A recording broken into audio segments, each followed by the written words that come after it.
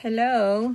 Ito na yung picture ng mint na tanim namin sa bakuran. Yung sinasabi kong organic homegrown from our backyard.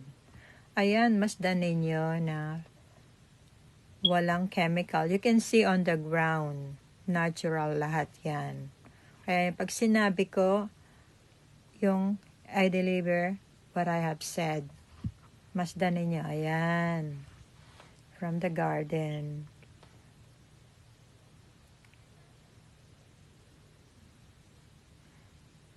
Ito yung close-up ng mint. Makita ninyo ang itsura at yung shape ng kanyang dahon.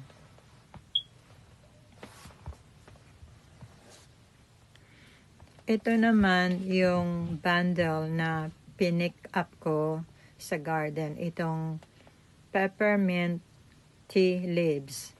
Ayan. Hinugasan kong mabuti para makita ninyo yung tunay na kulay. Ayan. Berdeng-berde. At ang organic, makikita ninyo yung kanyang natural shape and color. Makikita ninyo ng, ayan, very clear. I-focus ko para sa inyong information.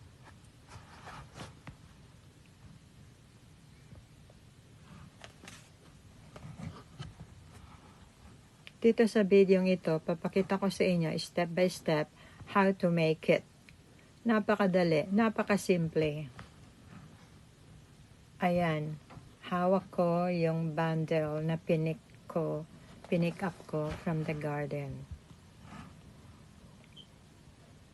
And then, nilagay ko sa flower vase para makita ninyo na pwede rin siyang maging indoor ornament for the meantime habang pinapatuyo ninyo. It is limited what you can do. No, it's not limited. That's what I meant. Yan. Nasa mason jar.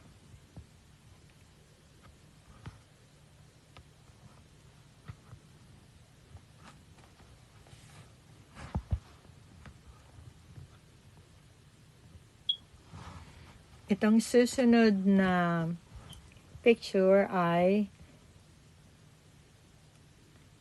yung mint naka-hang up na sa ceiling. I used the rubber band to wrap around it and then chopstick and then a plastic hanger hang up dito sa ceiling.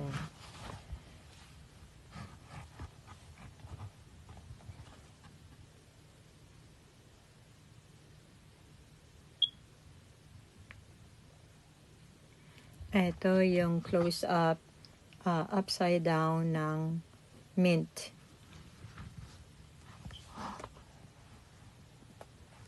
Ayan, kitang-kita nyo, napakasimple kung paanong gawin. At yung susunod na picture ay, again, yung air drying of the mint ay hindi limited kung saan nyo siya pwedeng ihang. Ito, nasa tabi ng window. Hanggat merong natural sunlight and a free airflow, pwedeng isabit yung mint. And mga ilang araw lang, makikita ninyo na nagsisimula na siyang matuyo. Ang kagandahan nito, napakabango. Hanggat naka-hang up siya doon, naamoy nyo mabango either dito sa kusina o sa living room, kung saan ang preference ninyong isabit para air dry. Ayan na. Ito na ang picture ng couple of days old na siya nakahang sa ceiling. Kaya mga less than a week, ready to use or ready to put away na. Lagay ninyo sa mason jar o any jars na pwede nyong i-keep yung dried mint tea for your use for many days. In my case, pwede kong gamitin ito throughout the winter time. Depende kung how much I have, accumulated and dried.